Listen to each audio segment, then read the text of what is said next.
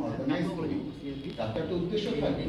এখানে হচ্ছে কি আইটিআই পাস, পলিটেকনিক পাস, আমাদের পিপিএসসি উৎকর্ষ বাংলা থেকে যারা ট্রেনিং করছে এই ধরনের যে সমস্ত ক্যান্ডিডেট পাস আউট হচ্ছে, এছাড়াও যারা জেনারেল ক্যান্ডিডেটও আছে তারাও মানে বিভিন্ন কলেজ থেকে পাস আউট, এদের সবাইকে আমরা একটা জায়গায় আনার চেষ্টা করি যে কি যে আফটার এডুকেশন, আফটার তারা কেউ হয়তো পলিটেকনিক থেকে পাস আউট হবে, তাহলে অ্যাটলিস্ট তোমরা সবাই না চান্স পাও, সবাই না এখানে এনগেজ।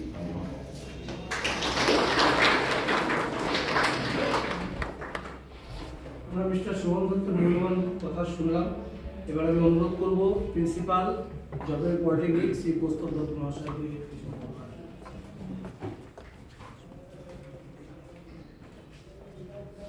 উপস্থিত আমাদের এখানে আছেন ডাইরেক্টর সাহেব, আমাদের প্রিন্সিপাল আইটিআই জলপাইগুড়ি এবং যারা ট্রেনিং এসছেন বিভিন্ন জায়গা থেকে তারা, এবং আমাদের যারা জব সিকার আছেন তাদেরকে উদ্দেশ্য করে বলছি। আমাদের এই যে পশ্চিমবঙ্গ সরকারের উদ্যোগে যে এই অনুষ্ঠান এবং আমাদের ডিপার্টমেন্টের আন্ডারে যে অনুষ্ঠানটা হয় প্রতি জেলাতে এবং প্রতিটা জেলাতে প্রতি মাসেই প্রায় হয়, বিভিন্ন পলিটেকনিক বা আইটিআই গুলোতেই সিলেক্ট করে কাজগুলো করা হয়। সেক্ষেত্রে আমাদের যারা এখানকার বিভিন্ন ট্রেনিং আছে, আমাদের যে ভার্টিক্যালসগুলো আছে পলিটেকনিক, আইটিআই এবং ভোকেশনাল, বিভিন্ন জায়গা থেকে তারা সবাই আসে।